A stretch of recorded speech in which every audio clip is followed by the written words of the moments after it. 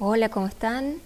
Bueno, acá les traigo la parte 2 de sistema pulmonar y ejercicio, o sea que es la continuación del video anterior de sistema pulmonar y ejercicio. Bueno, vamos a empezar con el tema intercambio de gases. Recordemos primero la parte anatómica. Esta es una parte de un bronquio con los bronquiolos y el grupo de alveolos, ¿sí? Donde se puede ver que cada uno de estos sacos alveolares, que sería acá un alveolo, está rodeado de muchos capilares, o sea, los vasos sanguíneos más pequeñitos, más finitos, que son los vasos de intercambio, ¿sí? Está envuelto por capilares. Y es ahí donde se va a producir el intercambio gaseoso. Bueno, para entender cómo se da este intercambio gaseoso, vamos a ver algunas generalidades sobre las presiones de los gases, ¿sí? Y vamos a ver como primer punto que la presión atmosférica, que es la presión que ejerce esta masa de aire que tenemos sobre la atmósfera, ¿sí?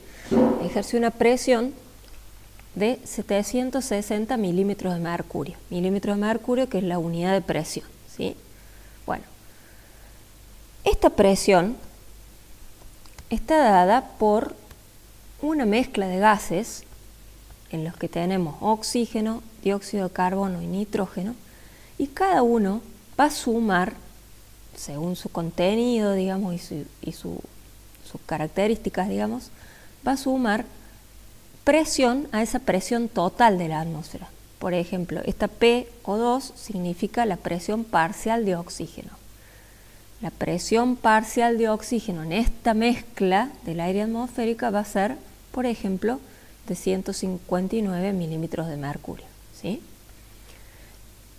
La presión del CO2, la presión parcial de CO2 en esta mezcla va a ser de 0,2 milímetros de mercurio y la presión parcial del nitrógeno va a ser de 600 milímetros de mercurio. De tal forma que si yo sumo todas las presiones parciales, me va a dar esta presión atmosférica, ¿sí? No es que tienen que saber estos números, se los explico para que veamos esto del intercambio y los gradientes de presión. O sea que de acá lo que vamos a recordar es que este concepto de presión parcial, ¿sí? Que es la presión que ejerce un gas en una mezcla de gases determinados, ¿sí? Bueno, entonces vamos a ver qué pasa con la presión del alveolo, que es el lugar donde se realiza el intercambio, ¿sí?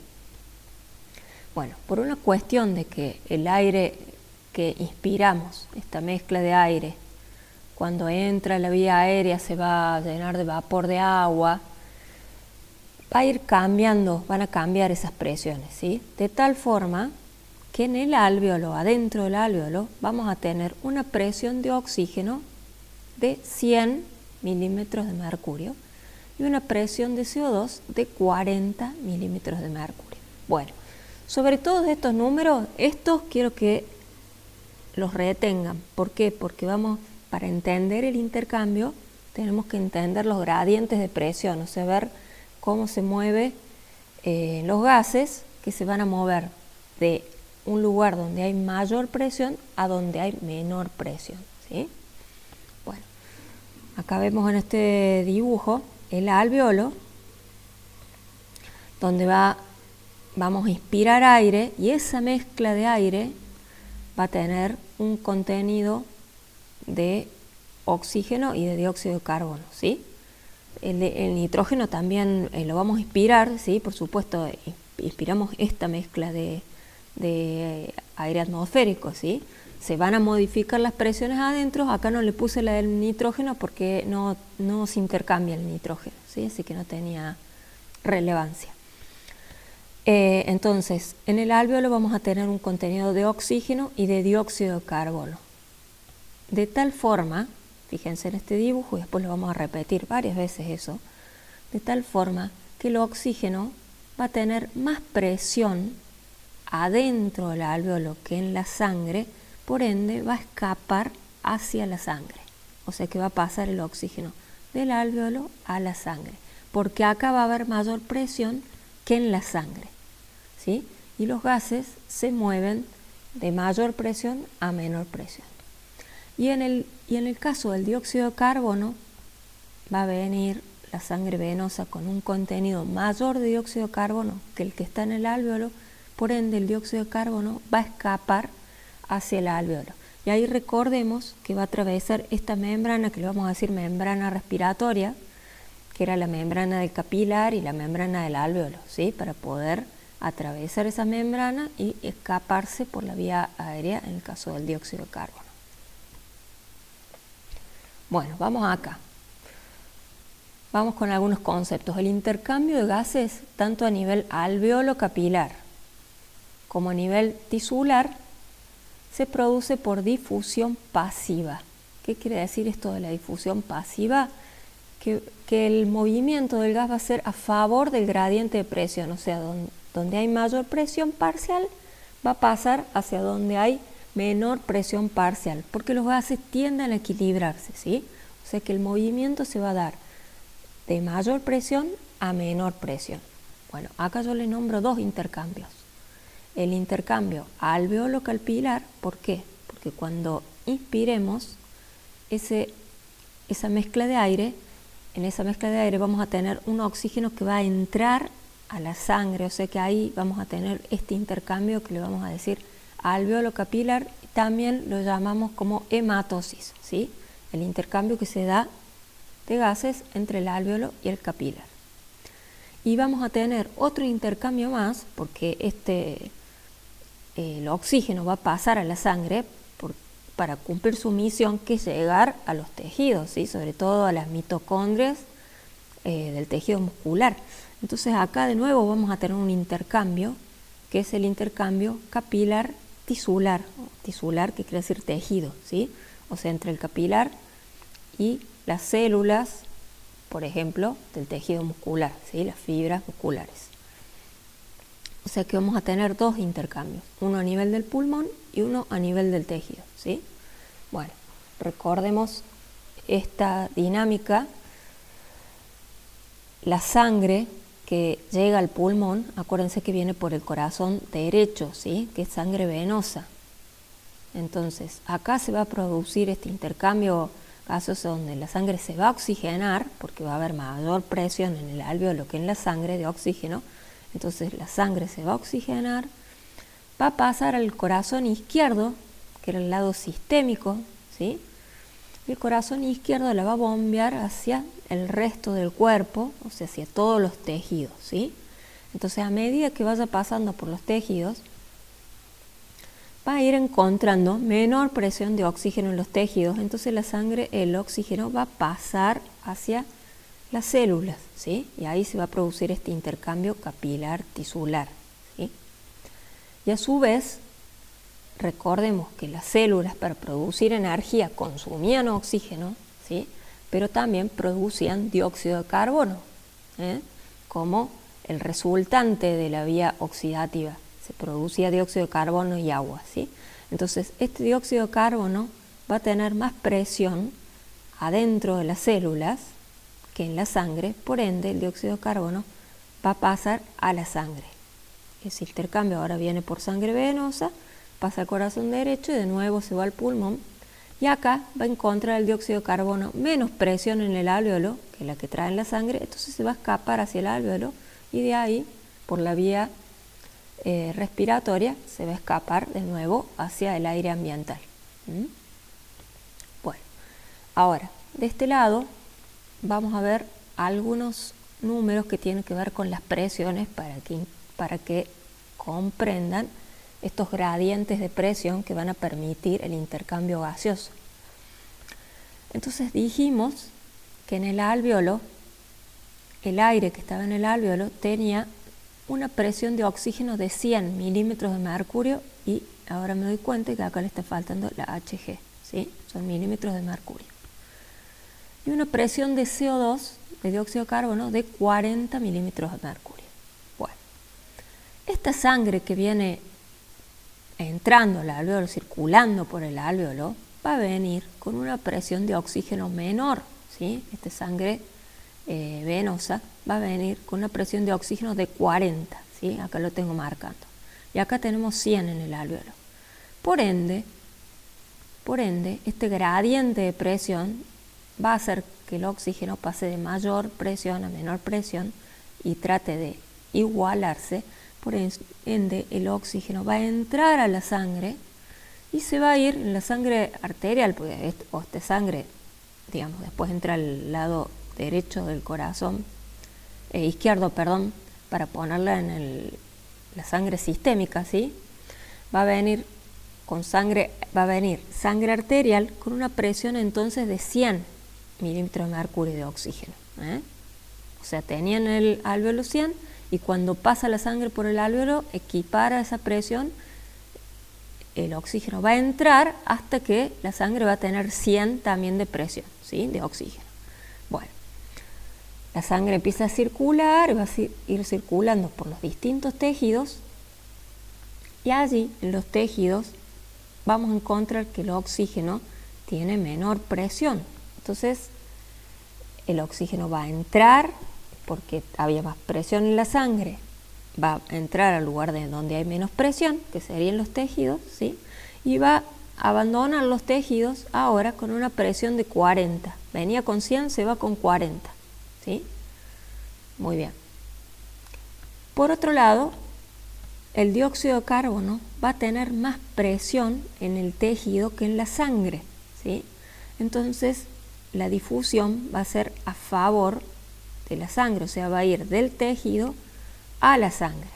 Y cuando vaya por sangre venosa, ahora el dióxido de carbono va a tener una presión de 46. Bueno, muy bien, entra de nuevo la circulación al corazón derecho, se va a oxigenar al pulmón. Entonces dijimos que acá el dióxido de carbono venía con 46. Y como en el alvéolo encuentra 40, el gradiente de presión hace que se libere dióxido de carbono para el alvéolo. Y entonces cuando pase por el alvéolo, acá vamos a tener 40 dióxido de carbono, ¿sí? Fíjense que solamente tenemos un gradiente de presión de 6 milímetros de mercurio para el dióxido de carbono, o sea, acá vamos a tener 46, acá 40 y ahí nomás intercambia, ¿sí?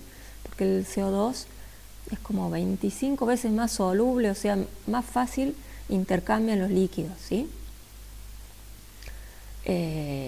Y se mueve, digamos, con menor gradiente de presión, se mueve a través de las membranas. Bueno, y en el caso del oxígeno vamos a tener un gradiente de presión mayor, porque acá teníamos 100 y pasa, y en la sangre va a venir con 40, entonces tiene 60 milímetros de mercurio gradiente de presión, y esto le va a permitir pasar a la sangre para oxigenarla, ¿sí? Bueno, o sea que de acá lo que quiero que quede bien claro es cómo es el movimiento de los gases, ¿sí? O sea, el oxígeno a nivel, en este intercambio alveolo-capilar, se mueve del alvéolo hacia el capilar, ¿sí? Y el oxígeno a nivel capilar tisular se mueve del capilar hacia el tejido, ¿Por qué? Porque acá tiene que llegar adentro de la mitocondria para producir energía por la vía oxidativa, ¿sí? En el caso del dióxido de carbono va a haber más presión en el tejido, porque acá es donde se está produciendo, ¿sí? Entonces, esa presión va a hacer que el dióxido de carbono pase a la sangre venosa y cuando llegue al alvéolo, otra vez va a encontrar menos presión en el alvéolo, entonces va a pasar al alvéolo para poder ser eliminado por la vía aérea, ¿sí?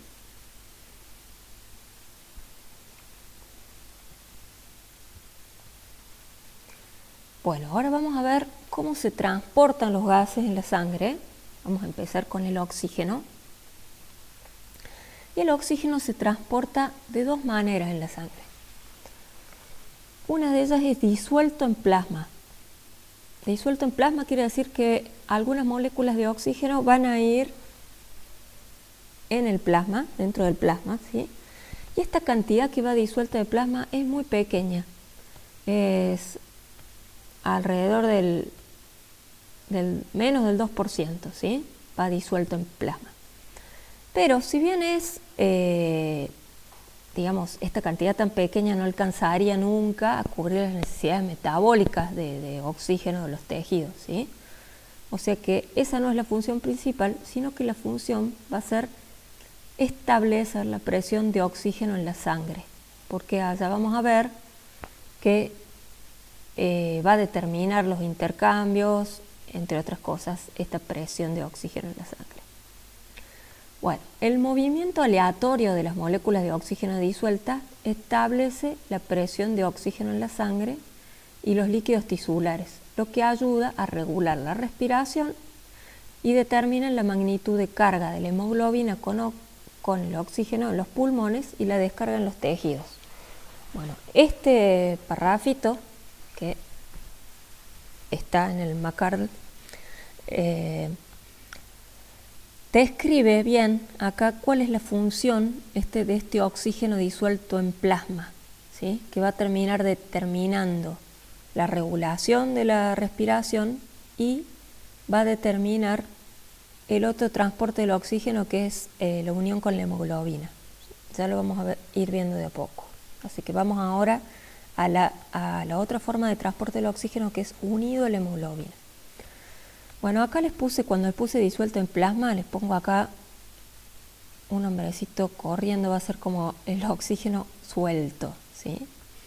Y el unido a la hemoglobina, que es la forma más importante de transporte, vamos a hacernos la idea a que el oxígeno acá va unido a la hemoglobina, va a ser como ir en colectivo, ¿sí?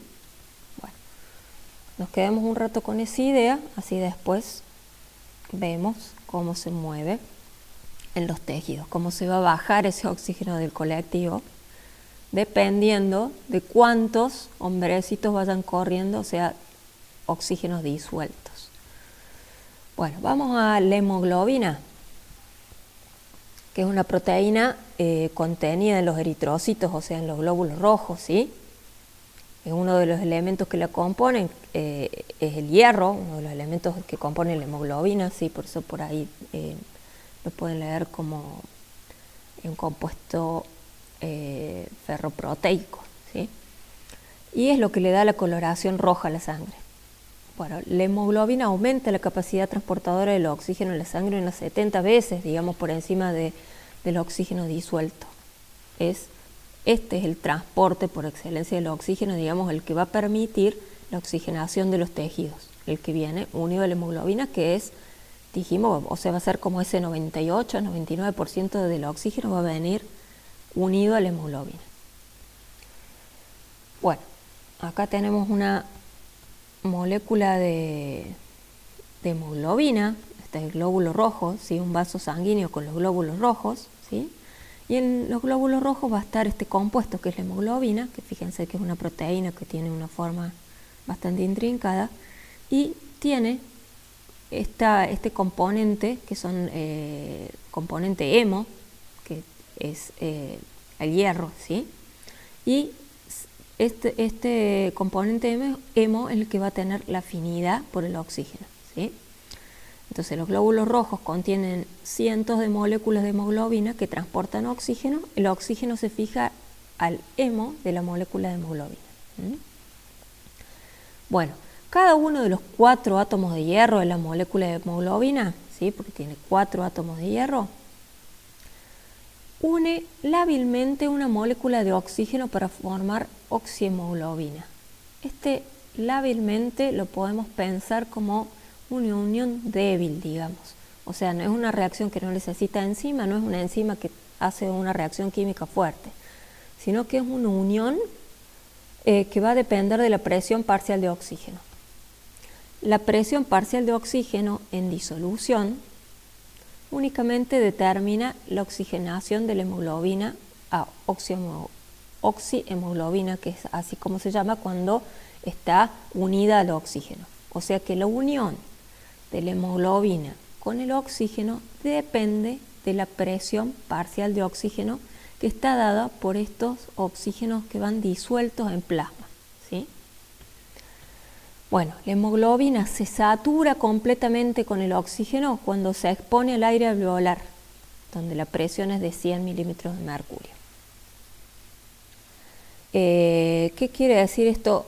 O sea, esto de satura, cuando hablamos de 100% de saturación, esto hace referencia a que todos los sitios de unión de la molécula de hemoglobina están ocupados por oxígeno, ¿sí? Entonces decimos que la sangre está 100% oxigenada, ¿eh?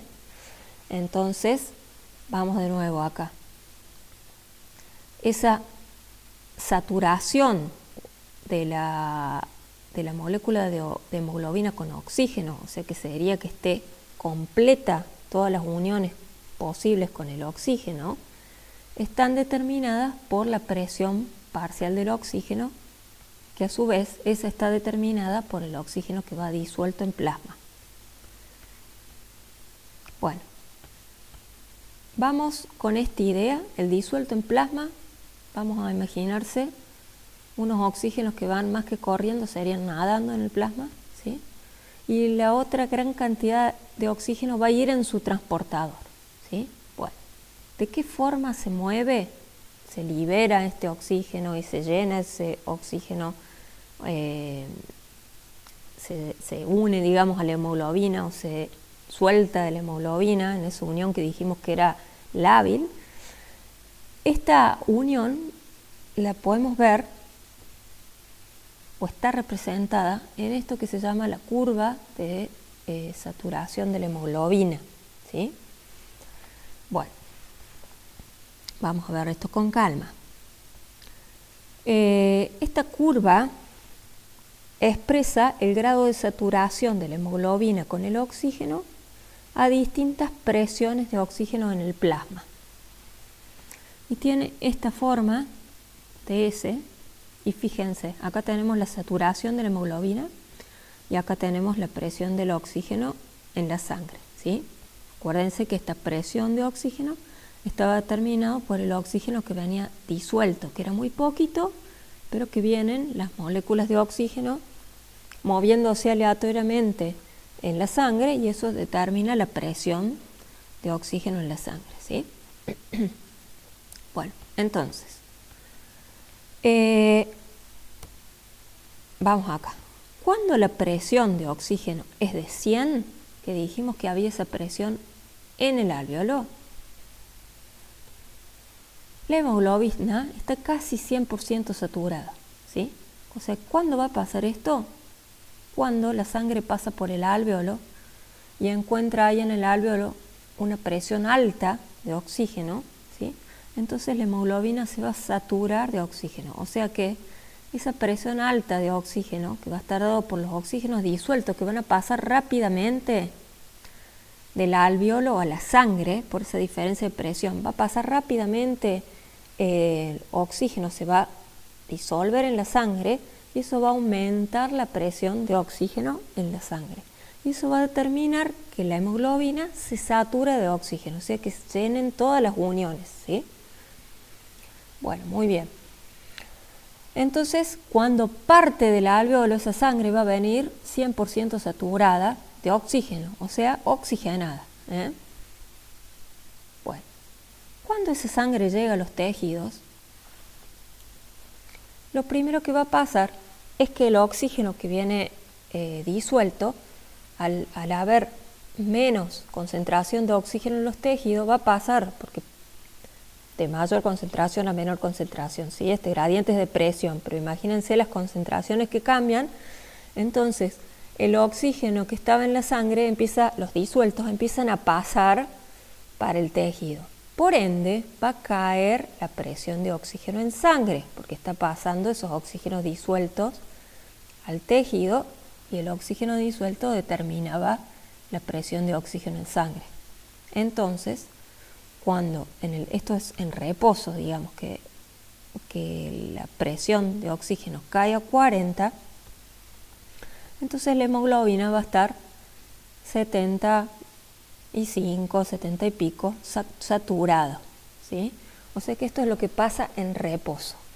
En reposo, la hemoglobina libera una parte del oxígeno y vuelve al pulmón 75% saturada, ¿sí? ¿Por qué? Porque en reposo la necesidad de oxígeno que tienen, la demanda de oxígeno en los tejidos es menor porque estamos en reposo, por ende estamos utilizando con menor intensidad, digamos, la producción de energía es menos intensa porque estamos en reposo justamente, ¿sí? O sea que el sistema oxidativo está trabajando en muy baja intensidad y utiliza poco oxígeno. O sea que la hemoglobina, con que descarga un porcentaje nomás, menos del 30%, alcanza para las demandas energéticas del reposo, ¿sí?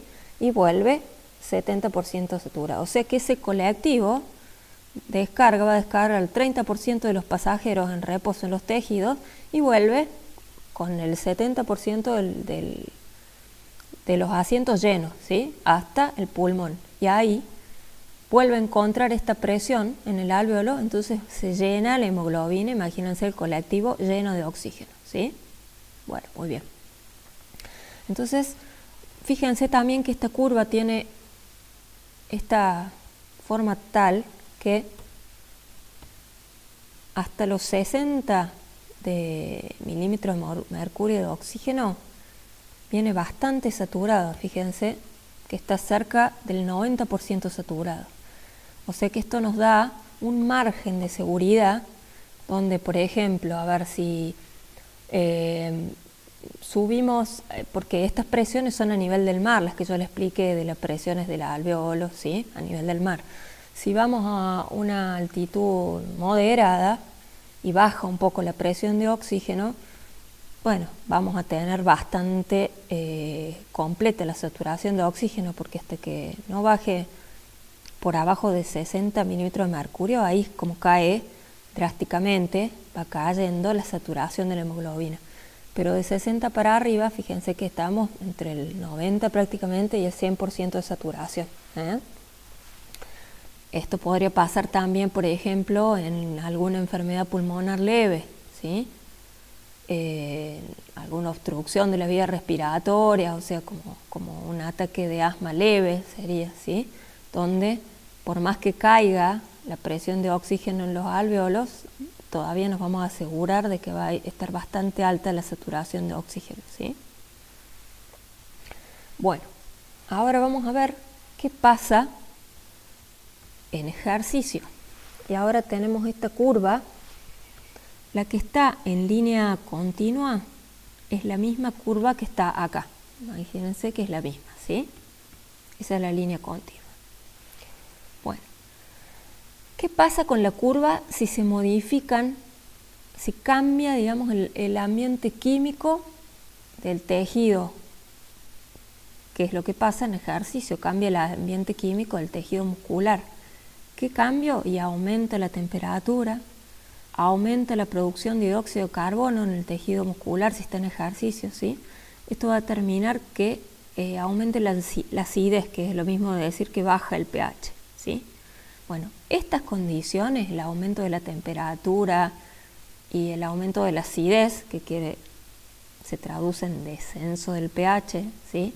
Aumento del CO2, que son las condiciones normales de ejercicio, decimos que tira la curva hacia la derecha, o sea, esta. Bueno, ¿qué significa esto que tira la curva hacia la derecha? Significa que se modifica esta dinámica de la unión de la hemoglobina con el oxígeno, ¿sí? Se producen un pequeño cambio químico en la molécula de hemoglobina que hace que para una presión dada la saturación sea menor ahora. Entonces, fíjense que acá teníamos marcado 40 y decíamos que estaba casi 75% saturada, ¿sí? Bueno, si este tejido muscular tiene la temperatura más alta, que es típico de ejercicio, ¿sí? Donde en vez de tener 37 grados llega fácilmente a los 40, y tiene también en ejercicio el pH más bajo, ¿qué va a pasar? Que para la misma presión, si yo subo ahora la curva y hago su correspondiente para este lado, va a tener menos saturación que la que encontrábamos acá, ¿sí? En ejercicio suele caer la presión de oxígeno en el tejido a 20 en vez de a 40 del reposo, ¿sí? Entonces quiere decir que ahora, en vez de encontrarse acá al punto de tener una saturación de 27%, por ejemplo, ¿sí? Con este tejido que va a estar con más temperatura y más acidez, se modifica de tal manera que va a tener ahora menos del 20% saturado, ¿sí? Esto quiere decir que se corre a la derecha.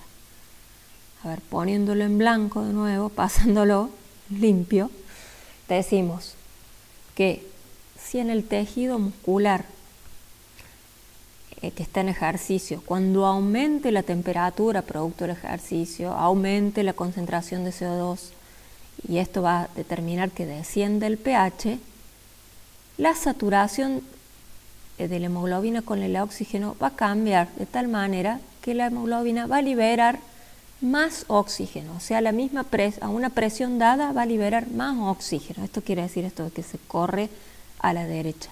Y esto se llama efecto Bohr, ¿sí?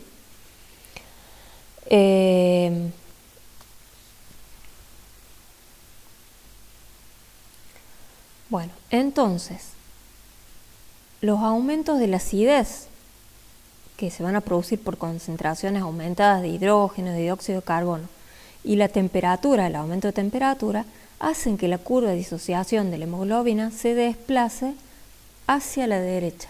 O sea, ¿qué quiere decir? Que va a estar favorecida la descarga de oxígeno, ¿eh? Para la misma presión, ahora la hemoglobina va a descargar más oxígeno. Y tiene la lógica de que si estamos en ejercicio, vamos a requerir más oxígeno, ¿sí? O sea que la misma condición química del tejido va a favorecer la descarga de oxígeno de la hemoglobina, ¿eh? Esto es lo que llamamos efecto Bohr. Bueno, vamos con el concepto de diferencia arteriovenosa de oxígeno, que es un concepto que estaba nombrado en los videos de cardiovascular, ¿sí? ¿Que vieron? Bueno, y como lo dice más o menos su nombre, diferencia arteriovenosa de oxígeno, describe la diferencia en el contenido de oxígeno entre la sangre arterial y la sangre venosa, expresada en mililitros de oxígeno por o cada 100 mililitros de sangre. Bueno, o sea que es la diferencia en el contenido de oxígeno entre la sangre arterial y la sangre venosa, ¿sí? Bueno, vamos a poner acá dos condiciones. Tenemos la condición de reposo, donde en la sangre arterial tenemos cada 100 mililitros de sangre van a venir 20 mililitros de oxígeno, ¿sí? Sangre arterial, o sea, esto es apenas sale la sangre, apenas sale del pulmón y está oxigenada, que decimos que la hemoglobina viene 100% saturada, o sea, toda oxigenada, queremos decir que la sangre está oxigenada, va a venir con este contenido de oxígeno. Entonces 20 mililitros cada 100 de sangre, ¿sí? Bueno, ¿qué pasa en reposo con la sangre que ya pasó por los tejidos, hizo su intercambio, y si la medimos en sangre venosa ahora, vamos a encontrar que cada 100 mililitros de sangre ahora tenemos 15 mililitros de oxígeno, ¿sí? O sea que la diferencia son 5 mililitros, ¿sí? La diferencia entre la sangre arterial y la sangre venosa. ¿Dónde están esos 5 mililitros que están faltando? Y bueno, son efectivamente los que ha consumido el tejido muscular para la producción de energía en el estado de reposo, ¿sí? Bueno, ahora veamos en ejercicio qué sucede. Y vamos a ver que en sangre arterial, en ejercicio, tenemos la misma cantidad de oxígeno cada 100 mililitros de sangre, 20 mililitros de oxígeno. ¿Por qué? Porque la saturación completa de la hemoglobina se da tanto en estado de reposo como en ejercicio, ¿sí? En ejercicio, por más que la frecuencia cardíaca haga que el aumento de la frecuencia cardíaca, digamos, haga que la sangre circule a mucha mayor velocidad, los capilares del pulmón, vamos a tener más capilares que se van abrir, se van a despertar, digamos, por la situación de ejercicio, o sea que se va a ramificar más esa capilaridad y la sangre se va a abrir, digamos, ese lecho capilar, o sea, se va a distribuir por más cantidad de capilares que van a estar activos y va a alcanzar ese tiempo, porque en menos de un segundo la sangre, la hemoglobina se completa de oxígeno, ¿sí? Va a alcanzar el tiempo, por más que el ejercicio sea muy intenso, para oxigenarse completamente. O sea que en ejercicio también vamos a tener 20 mililitros de oxígeno cada 100. O sea que en sangre arterial tenemos siempre la misma cantidad, en reposo o en ejercicio. Ahora, ¿qué va a ser lo determinante? Es lo que va a consumir el músculo. Entonces, en sangre venosa, durante el ejercicio, por ejemplo, vamos a tener 5 mililitros de oxígeno. ¿Esto qué quiere decir? Y que ahora tenemos una diferencia mayor, ¿sí? La diferencia arteriovenosa de oxígeno durante el ejercicio aumenta. ¿Por qué? Porque es más el oxígeno que está consumiendo el tejido muscular. O sea, todas esas mitocondrias activas produciendo energía a gran velocidad están consumiendo oxígeno. Por ende, cuando viene por acá la sangre arterial en el capilar del tejido, se hacen los intercambios, cuando pase la sangre venosa, bueno, va a haber dejado una mayor cantidad de oxígeno para que sea aprovechada por el tejido muscular, ¿sí? Es por eso que aumenta esta diferencia arteriovenosa de oxígeno. Bueno, vamos ahora con el transporte de dióxido de carbono por la sangre. Y tenemos 3 formas de transporte distintos. Una es disuelto en plasma, que más o menos es del 7 al 10% del dióxido de carbono va disuelto en plasma y al igual que el oxígeno disuelto, establece la presión de dióxido de carbono en el plasma, ¿sí? O sea que esas partículas de dióxido de carbono que se van a mover aleatoriamente en el plasma van a establecer la presión parcial de dióxido de carbono en el plasma, que va a terminar determinando los intercambios, ¿sí? Acuérdense que el intercambio dependía de las presiones parciales. Bueno, un porcentaje mayor, más o menos el 20%, va a venir unido a la hemoglobina y se llama como compuesto carbamino porque no se une como el oxígeno a la parte hemo, sino que se une a la parte globina, ¿sí? O sea, a la parte proteica de la hemoglobina. O sea que digamos que no compiten por los lugares en el colectivo. Vamos a hacer de cuenta que los hemos son los asientos y la parte globina es estar parado. Entonces podemos tener perfectamente oxígeno y dióxido de carbono. Ahora, si bien no compiten, sí favorece, fíjense que la oxigenación de la hemoglobina reduce la capacidad de unir dióxido de carbono, lo que facilita la eliminación de dióxido de carbono en los pulmones. ¿Por qué? Porque cuando se va a llenar el colectivo de oxígeno, cuando pase por el alvéolo, ¿sí? Y cuando esté completo de oxígeno, esto va a tener un efecto que hace que el dióxido de carbono sea menos afín a la hemoglobina, por ende va a facilitar la descarga, porque en el alvéolo mismo se van a bajar del colectivo los dióxidos de carbono para irse por el alvéolo y la vía respiratoria hacia el aire atmosférico, ¿sí? O sea que este colectivo cuando llegue al alvéolo se va a llenar de oxígeno y se va a bajar el dióxido de carbono que esté unido, está parado, agarrado del caño, ¿no? No está sentado, está agarrado, porque no se unen al mismo lugar, ¿sí? Y el tercer mecanismo de transporte y el más importante para el dióxido de carbono es el dióxido de carbono que viaja como ion de bicarbonato, y este es el 70%, ¿sí? O sea que fíjense que es mucho más importante el transporte del dióxido de carbono como ion de bicarbonato, ¿sí? Bueno, yo acá les hice las reacciones químicas, que tampoco es algo que tengan que saber, sino para que puedan entenderlo, de dónde viene este bicarbonato. Y esto es así, tenemos el dióxido de carbono que se une a una molécula de agua y forma un compuesto que se llama ácido carbónico, ¿sí? Acá están los componentes del agua y el dióxido de carbono juntos, que se llama ácido carbónico. Bueno, este ácido carbónico, ni bien se forma, tiene ahí una reacción que hace que el hidrógeno se separe un hidrógeno y lo que queda acá es bicarbonato, ¿sí? O sea que estas reacciones van a producirse rápidamente, que se producen adentro del glóbulo rojo, se producen, o sea, ese dióxido de carbono va a entrar a la sangre y va a entrar al glóbulo rojo y va a sufrir estas reacciones químicas, ¿sí? Va a formar bicarbonato, que después va a salir del glóbulo rojo y va a viajar en el plasma, ¿sí? Y los hidrógenos van a quedar siendo transportados también por la hemoglobina, ¿sí? Bueno, cuando llegue ese bicarbonato y esa hemoglobina que va a ir llevando los hidrógenos, que también va a llevar, dijimos, parte de dióxido de carbono y también va a llevar oxígeno porque la hemoglobina dijimos que volvía 75% saturada si estaba en reposo, ¿sí?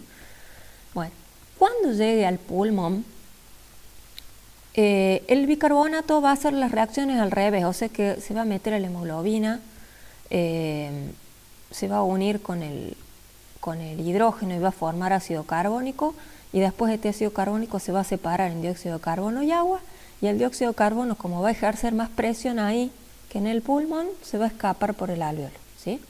O sea que, pasándolo en limpio nuevamente, el mecanismo de transporte de bicarbonato hace referencia a una reacción que tiene el dióxido de carbono con el agua, que forma ácido carbónico y después bicarbonato, y cuando llega al pulmón hace las reacciones al revés, ¿sí?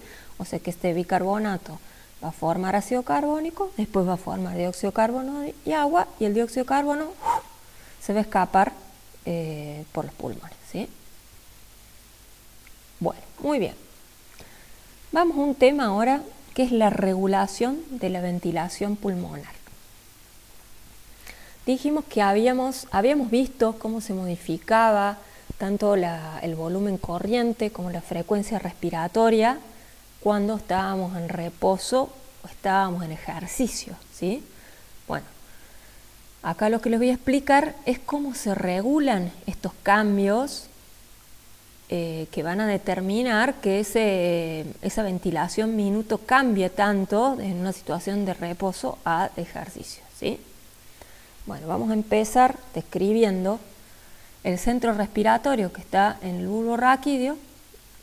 Bueno, vamos a ver, fíjense acá este dibujito, acá está el encéfalo, ¿sí? Y esta parte que está acá, que le estoy señalando con el punto rojo, ¿sí? Es el tallo encefálico o tronco encefálico, ¿sí?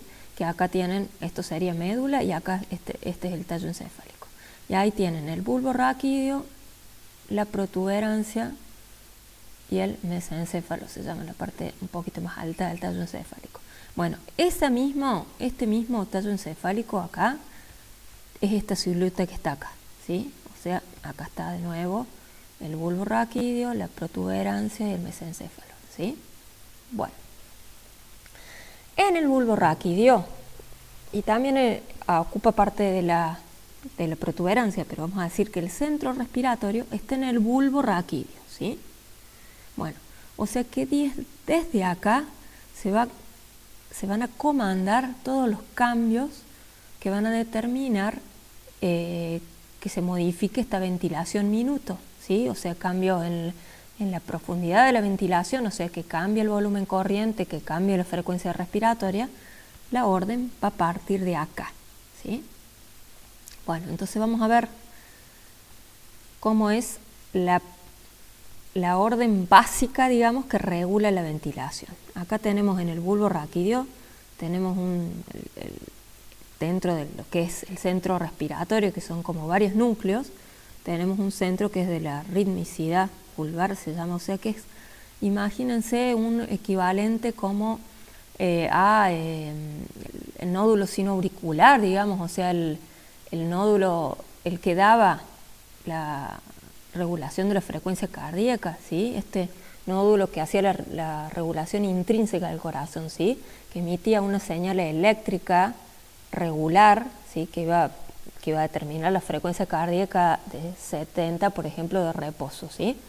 Bueno, parecido a eso, tenemos acá un grupo de células que es un núcleo que va a determinar un estímulo también eléctrico, o sea, un impulso nervioso, ¿sí?, regular, que va a hacer que se contraiga el diafragma y los músculos intercostales, que dijimos que eran los músculos inspiratorios, ¿sí?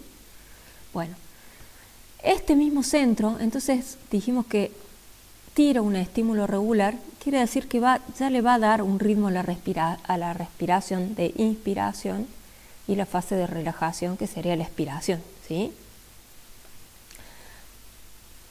Cabe destacar que estamos hablando del tronco encéfalico.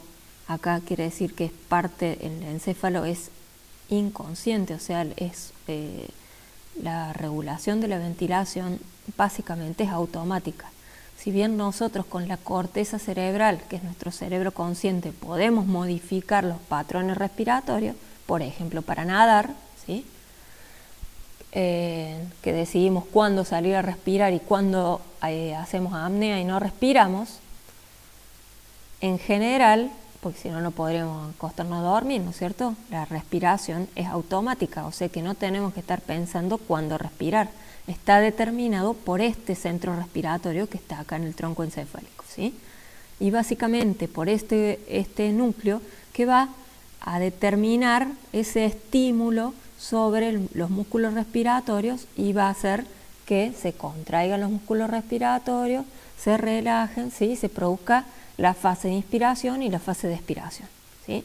Bueno, muy bien. Un influyente que tenemos, o sería como una forma de protección que tenemos, que se suma a esta dinámica, son unos receptores de estiramiento que hay adentro de los bronquiolos en el pulmón. Este es como un pedazo de pulmón. Y acá en los bronquiolos vamos a tener unos receptores de estiramiento. Cuando inspiramos, el aire va a entrar en la vía respiratoria, ¿sí? Y dijimos que el tejido pulmonar era elástico, o sea que se va a ir llenando de aire, o sea que se van a ir inflando esos alvéolos, ¿sí? Y se van a estirar esos bronquiolos. Bueno, cuando el grado de estiramiento sea importante, tenemos en los bronquiolos receptores de estiramiento. Entonces estos receptores, estoy hablando de sistema nervioso, o sea, de neuronas sensitivas básicamente, ¿sí? O sea que van a captar ese estiramiento y va a llevar ese impulso nervioso con la información de ese estiramiento al centro respiratorio bulborraquídeo, y de acá van a inhibir a esta neurona inspiradora, ¿sí? Neurona inspiradora le decimos a esta orden que hacía que se produjera la inspiración porque contraía el diafragma y los músculos intercostales, ¿sí? O sea que si el estiramiento es mucho, va a ir la orden al bulbo para que se inhiba esa inspiración. Entonces, por ende, se va a producir la expiración, o sea, se van a relajar los músculos respiratorios, el aire va a empezar a salir, o sea que se va a desinflar, digamos, y no va a captar más el estiramiento, por ende, se va a cortar esa inhibición y de nuevo va a arrancar entonces la inspiración, ¿sí? De nuevo va a arrancar esta inspiración, va a activar los músculos respiratorios, se va a empezar a llenar de aire el pulmón. Ese aire va a empezar a estirar los bronquiolos. Cuando se estiran esos bronquiolos, va a ir esta orden de los bronquiolos avisando acá que se están estirando mucho, y ahí va a actuar una neurona, una interneurona que va a inhibir acá, o sea que va a cortar esa inspiración para que se produzca la expiración, ¿sí? O sea que tenemos un mecanismo rítmico acá, y por las dudas tenemos otro mecanismo que si la inspiración no se cortase, digamos, este mecanismo va a cortar la inspiración por el estiramiento del tejido pulmonar, básicamente de los bronquiolos, ¿sí? Que ahí están los receptores de estiramiento. Bueno, o sea que acá tenemos un influyente también sobre esta ritmicidad de la inspiración. Bueno, todo este gráfico de flechas acá que les fui fui poniendo distintos influyentes o informantes al bulbo raquídeo para regular la respiración, ¿sí? Bueno, y vamos a empezar con los químicos. Y acá tenemos receptores químicos. En la aorta y en la carótida tenemos quimioreceptores periféricos, se llaman, ¿sí? Quimioreceptores o receptores químicos, pero vamos a decir quimioreceptores periféricos. Periféricos porque no están en el sistema nervioso, sino que están por afuera, en este caso en la aorta, en la arteria aorta, y en la carótida, que son las arterias paralelas que salen hacia el cerebro, digamos, van subiendo por el cuello. En estas arterias vamos a tener unas neuronas sensitivas, también estos receptores químicos, ¿sí? O quimioreceptores, que van a medir cambios químicos en la sangre. Sobre todo, ¿cuál? Acá yo les puse el dióxido de carbono, el aumento, la acidez también mide, pero sobre todo el más importante, lo que más importantemente va a censar estos quimioreceptores es la disminución del oxígeno a nivel arterial, ¿sí? Pues dijimos que es la aorta y la carótida son arterias, o sea, cuando la sangre salga totalmente oxigenada del pulmón, va a venir por estas arterias. Normalmente estas arterias, estos quimioreceptores, digamos, no van a captar ningún cambio en el oxígeno, o sea que no van a hacer ninguna orden para el bulbo raquídeo. También es como un mecanismo de defensa. ¿Cuándo podrían dar acá una orden? Y por ejemplo, si ahora vamos a una altitud importante donde la presión de oxígeno atmosférico va a caer, por ende la presión parcial del oxígeno en el alvéolo también va a disminuir, o sea que no va a tener ni 100 ni 60 tal vez, ¿sí? Por ende, esa presión disminuida en el alvéolo va a hacer que el gradiente de presión sea menor con la sangre y la sangre se va a oxigenar menos. Entonces, si esa sangre se oxigena menos, cuando vaya por acá, estos quimioreceptores van a detectar que falta oxígeno en la sangre, o sea que es baja la presión, y van a estimular el bulbo raquídeo para que aumente la ventilación, ¿sí? Otro caso podría ser, por ejemplo, en un ataque de asma severo, una enfermedad pulmonar severa, donde la sangre salga del pulmón y no esté oxigenada como corresponde, ¿sí? Y la presión de oxígeno caiga por abajo de los 60 milímetros de mercurio, y ahí entonces va a estimular fuertemente el bulbo raquídeo para que aumente la ventilación, ¿sí? Bueno, otros quimioreceptores, estos son centrales porque están dentro del bulbo raquídeo, o sea que están acá, ¿sí? Están acá mismo estos quimioreceptores. La sangre que baña el bulbo raquídeo, cuando pasa, y el bulbo raquídeo mismo va a censar la presión de CO2 y la concentración de hidrógeno. Esto es lo que va a captar, sobre todo, estos quimioreceptores centrales, ¿sí? Entonces, cuando esta sangre que baña el tenga aumentada la presión de CO2 y aumentada la concentración de hidrógeno, va a ser un fuertísimo estimulante para la ventilación pulmonar, ¿sí?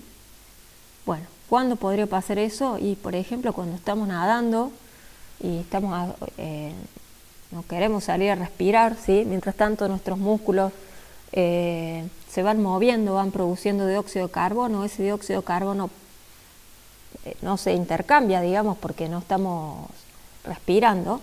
Entonces, cuando se empieza a acumular, va a ser un estimulante tan fuerte que aunque no deseemos nosotros salir a respirar, nos va a obligar a salir a respirar, ¿sí? Porque los estímulos del bulbo raquídeo le ganan, digamos, a los estímulos de la corteza cerebral, o sea, a los estímulos conscientes, ¿sí? Si bien yo les dije que podemos voluntariamente modificar el patrón de respiración, lo podemos modificar en cuanto no sea peligroso, digamos, esta modificación del patrón, o sea que finalmente, si la concentración de dióxido de carbono es alta, pues nos va a obligar a respirar, ¿sí? Nos va a obligar el bulbo raquídeo cuando mida esa concentración alta, independientemente de lo que nosotros queramos hacer, ¿sí? O sea, le va a ganar la regulación inconsciente, ¿sí? De la ventilación. Bueno, entonces, vamos hasta acá. Tenemos los quimiorreceptores, los periféricos en la aorta y en la carótida, que sobre todo sensan el oxígeno, ¿sí? Si la presión de oxígeno cae de una manera importante, digamos, va a estimular el bulbo raquídeo para que aumente la ventilación. Y por otro lado tenemos quimiorreceptores en el bulbo raquídeo, que si la presión de CO2 aumenta o los hidrógenos aumentan, ¿sí? También va a estimular digamos, acelerar los procesos de la ventilación, justamente para poder para liberar este CO2 que está sobrando, ¿sí? Que es tóxico si se acumula, ¿eh? Entonces hay que liberarlo, entonces va a aumentar la ventilación. Bueno, por otro lado tenemos los mecanorreceptores, que son también receptores sensoriales, ¿sí? En el músculo, en el tendón, en los tendones, digamos, en las articulaciones, que van a estar captando y el movimiento, ¿sí? Por eso son mecanorreceptores, receptores mecánicos, ¿sí? Receptores de movimiento. Entonces, cuando el músculo se mueva, acá tenemos receptores en esta articulación que va a informar sobre los grados de movimiento de la articulación, la velocidad a la que se mueve, ¿sí? A su vez los receptores musculares, los grados de tensión que se están generando en el tendón, por ejemplo, ¿sí? Estos que están a nivel del tendón, ¿sí? El movimiento, o sea, cuánta contracción, la regularidad de la contracción muscular, o sea, toda esa información que tiene que ver con el movimiento va a ir informando al bulbo raquídeo. Si es más el movimiento, más va a ser la estimulación del bulbo raquídeo para ajustar la ventilación, porque quiere decir que si tengo más movimiento, voy a tener más necesidades de oxígeno en las mitocondrias de estos músculos, por ende voy a aumentar la ventilación, ¿sí? Para que tenga más oxígeno para cubrir esas necesidades metabólicas, ¿sí? Bueno, vamos para acá. La temperatura. Si la temperatura corporal aumenta, también es un estimulante a que aumente la ventilación, ¿sí? La temperatura cuando estamos en ejercicio, la temperatura muscular sobre todo aumenta y el cuerpo, más adelante vamos a ver su unidad, pero tiene sus mecanismos para regular para hacer la regulación térmica, ¿sí? Pero este calentamiento que se va a producir en los músculos y que va a determinar, digamos, que cambie la temperatura corporal, va a ser un estimulante también para aumentar la ventilación, ¿sí? Esto sería al revés, por el contrario, si la temperatura desciende es también como decaen los impulsos respiratorios, ¿sí? También debilita, digamos, los estímulos del bulbo raquídeo. Bueno, o sea, durante el ejercicio está claro que la temperatura aumenta, o sea que va a ser un estimulante. Bueno, estos factores del dolor también influyen, pero como no tienen que ver directamente con el ejercicio, no los vamos a ver ahora. Y nos está faltando nomás la corteza cerebral, que es nuestro cerebro voluntario, ¿sí? Nuestro control voluntario es el cerebro consciente, la corteza, que es la parte más externa del encéfalo, ¿sí? Va a producir algo que lo han visto también en sistema circulatorio, que es la respuesta anticipatoria. O sea, solo hecho de saber que vamos a empezar un ejercicio, eso va a hacer que haya estímulos, o sea, impulsos nerviosos que van a informar al bulbo raquídeo sobre el ejercicio que vamos a hacer, y esto va a estimular la ventilación y da esta ventilación anticipatoria aumentada, que quiere decir que apenas empezamos o un poquito antes de empezar ya vamos a tener algunos cambios en el volumen corriente, ¿sí? ampliando ese volumen, digamos, para que ya aumente esa ventilación. Bueno, entonces, vamos a repasar rápidamente. El bulbo raquídeo es el centro de control, ¿sí? Tiene este grupo de neuronas inspiradoras o ese centro de ritmicidad que le va a determinar la contracción del diafragma y los músculos respiratorios para determinar la ventilación, ¿sí? Bueno, a su vez, esta dinámica de la ventilación va a poder ser modificado según distintos factores. Por ejemplo, si hay mucho estiramiento, o sea, bueno, esto es más que todo un mecanismo, dijimos, de protección. Si el estiramiento es mucho, o sea, sería cuando hacemos la inspiración, digamos que no se cortase, este mecanismo se va a encargar de inhibir la inspiración, ¿sí? Por los receptores de estiramiento. Ahora, para regular durante el ejercicio la respiración, vamos a tener estos informantes, por ejemplo, qué está pasando a nivel muscular. Así con esa información el bulbo puede regular la ventilación. ¿Qué está pasando a nivel del oxígeno en sangre arterial? Y si cae, esto va a estimular también la ventilación. ¿Qué está pasando con el dióxido de carbono a nivel del bulbo raquídeo, o sea, de la sangre? ¿Sí? Cuando pase por el bulbo, va a medir la concentración de dióxido de carbono y de hidrógeno de la sangre, y si está alta, también va a estimular la ventilación, ¿sí? Si la temperatura corporal aumenta, se va a estimular la ventilación, y la corteza cerebral también va a aumentar la ventilación cuando estemos dispuestos a hacer una actividad física voluntaria, ¿sí?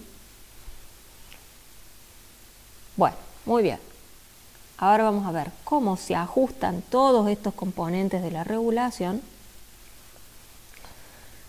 durante un ejercicio, ¿sí?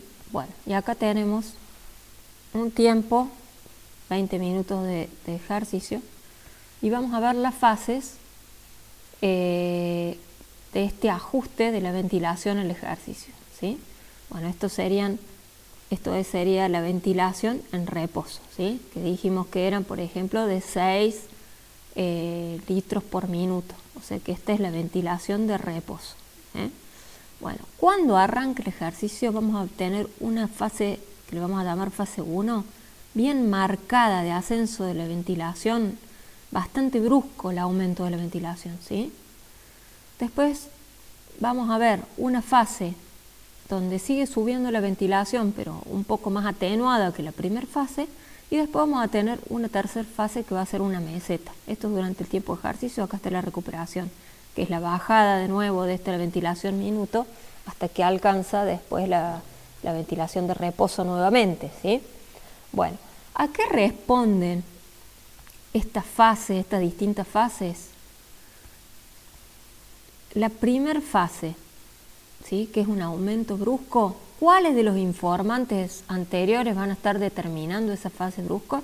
Y fíjense que hablamos de dos que se dan al principio. Uno es la corteza, que daba este aumento anticipatorio de la ventilación, ¿sí? Un aumento de la ventilación antes o inmediatamente empieza el ejercicio, ¿sí? La corteza cerebral.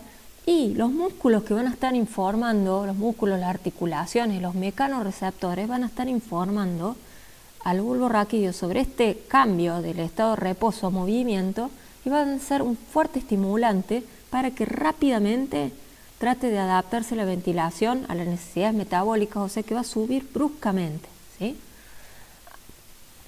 Luego de esa fase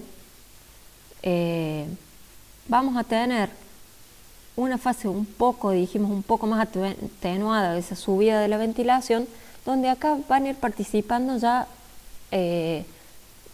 más informantes, como son los quimiorreceptores centrales, los periféricos, ¿sí? La temperatura, que va a ir subiendo de a poquito, digamos. Y esta fase 3 sería la fase donde se acomoda la respuesta ventilatoria a las demandas metabólicas, ¿sí?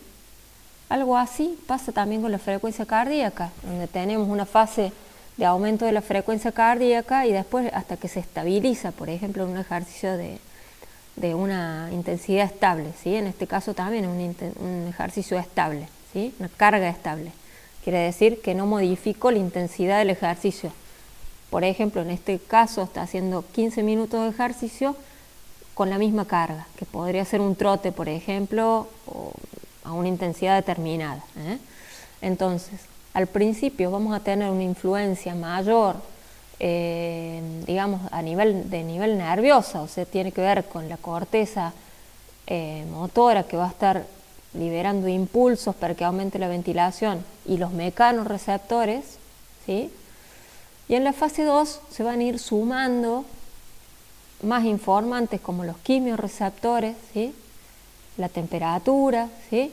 Entonces en la fase 3 recién va a ser la fase donde se estabiliza la ventilación a las demandas metabólicas, ¿sí?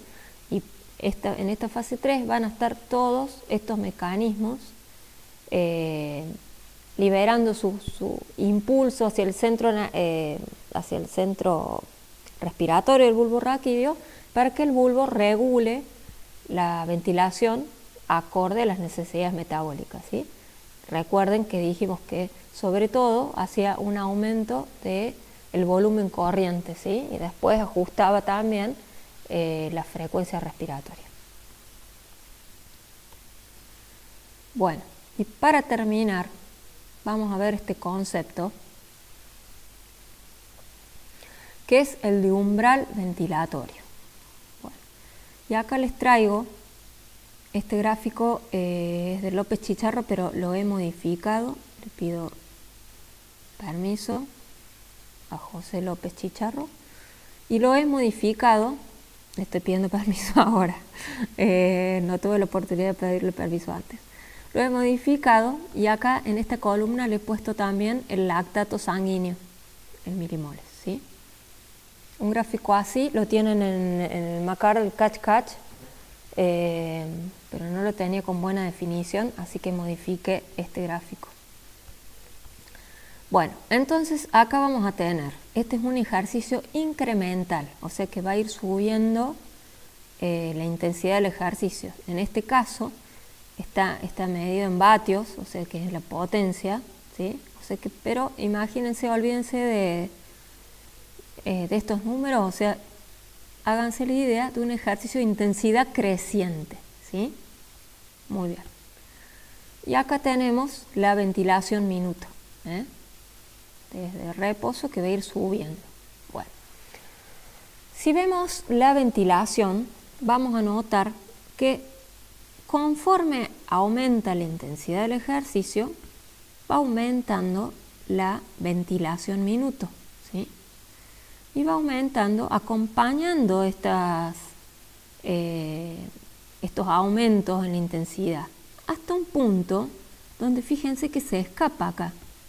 O sea, ya no es más proporcional, porque si fuera proporcional seguiría por acá, miren en esta línea marrón, seguiría por acá o beige, seguiría por acá la ventilación, pero no hace este movimiento, no hace esta dinámica, hace esto, viene proporcional y en un momento se rompe esa proporcionalidad y se escapa.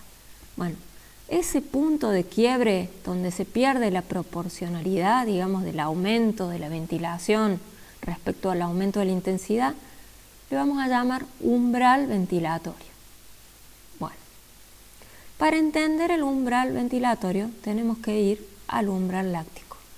Y vamos a ver acá la modificación que le hice. Y les dibujo acá qué está pasando con el lactato en sangre a medida que aumenta la intensidad. Y fíjense que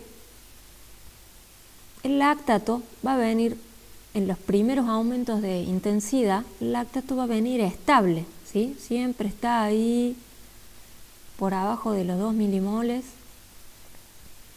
Viene estable hasta que llega un punto que esa estabilidad se pierde y se escapa el lactato, y ese punto se llama umbral láctico, que sería el punto donde el lactato se empieza a acumular en sangre, ¿sí? Bueno, esta parte acá, ¿qué explica esta meseta del lactato? Acá quiere decir que están igualados la producción de lactato y la remoción de lactato, que eran las vías de lavado de lactato, ¿sí? O de transformación de lactato, ¿sí? En sangre. O sea, sería cuando las intensidades del ejercicio son más bajas. Acuérdense que los sistemas energéticos no iban primero uno, el otro después, ¿sí? O sea, por más que sea el ejercicio aeróbico de baja intensidad, algo de producción de lactato, porque algo de actividad de la vía anaeróbica láctica hay. Por supuesto no prevalece para nada, es mínimo su aporte energético, pero hay producción de lactato. Ahora, este lactato a medida que se produce se va a ir remocionando, o sea que nunca se va a acumular en sangre, porque a medida que se produce se va lavando, ¿sí? O sea que se va a mantener bajísimo. Hasta que llega un punto en la intensidad que se empieza a acumular. ¿Acá qué pasó? Y acá pasó que la intensidad llegó a un punto donde le va ganando la producción a la remoción. Entonces el lactato se va acumulando y se va acumulando y se va acumulando. Muy bien. Ese es el umbral láctico, el momento donde el lactato empieza a acumularse en sangre, ¿sí? Bueno, este es el umbral láctico. Bueno, fíjense que este umbral ventilatorio coincide con el umbral láctico, ¿eh? O sea que va a ser este mismo momento donde la respiración se va a escapar, no va a ser proporcional, o sea que va a aumentar mucho más la ventilación pulmonar y también se nos va a escapar la cantidad de lactato, ¿sí? Bueno, ¿por qué se produce esto? Esto se produce por lo siguiente, a ver que se lo explique acá. Muy bien. Es así. A medida que aumenta la intensidad, dijimos que la ventilación se va a encargar de oxigenar y de liberar el dióxido de carbono que se forman en las células musculares, ¿sí? Bueno, y a estas intensidades va a venir acompañando la producción de dióxido de carbono y la necesidad de oxígeno y la ventilación, y va a venir todo armónico, ¿sí? Hasta que llegue este punto que aumenta bruscamente. Bueno, ese punto que coincide con el umbral láctico, ahí la ventilación se aumenta por lo siguiente. El lactato que se empieza a acumular va a tener una amortiguación química en la sangre, que no los quise complicar con las reacciones químicas, pero básicamente el lactato se combina con el bicarbonato de sodio y forma lactato de sodio. Es una fórmula, digamos que es un sistema buffer, que quiere decir amortiguación, o sea, la sangre, el cuerpo siempre trata de equilibrar el pH, ¿no es cierto? Y el lactato ahí va a ser un ácido importante, entonces le va a tratar de bajar un cambio ese ácido, transformándolo químicamente con esta reacción química de unirlo con el bicarbonato, ¿sí? Y formar lactato de sodio. Pero esa reacción química trae como resultado producción de CO2, o sea, cuando se produce esa fórmula de lactato más bicarbonato de sodio, se forma lactato de sodio y se libera CO2, ¿sí? Como resultado de esa amortiguación química, ¿estamos? O sea, que esto quiere decir que acá voy a tener una producción extra de CO2. O sea, hasta acá venía la producción de CO2 metabólica de los músculos, ¿sí? Que producían las células musculares, el CO2 que respondía, digamos, a la intensidad del ejercicio.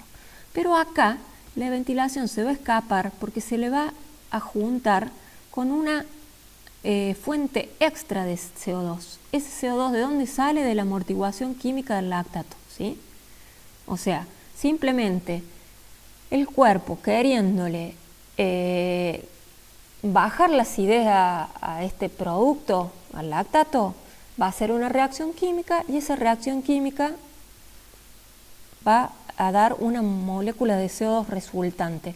Entonces se va a empezar a acumular CO2. Y dijimos que el CO2 era un estimulante importante para el centro respiratorio, que el bulbo raquídeo controlaba la cantidad de CO2 en sangre y según ese CO2, cuando aumentaba, era un fuerte estimulante de la ventilación, ¿sí? O sea que quiere decir que este umbral ventilatorio se da por esto que yo les puse acá, por el CO2 metabólico más el CO2 producto de la amortiguación química o buffer del lactato. Le podría haber agregado ahí del lactato, ¿sí? O sea que tenemos simplemente, lo que pasa acá es que tenemos una producción extra de CO2, por ende ese CO2 va a estimular la ventilación y por ende la ventilación va a dar este salto y no va a seguir acompañando armónicamente la intensidad, sino que va a incrementar bruscamente la ventilación, ¿sí? Bueno, muy bien. Espero haber sido clara. Estamos terminando el cuatrimestre con este video y bueno, les deseo felices vacaciones a todos.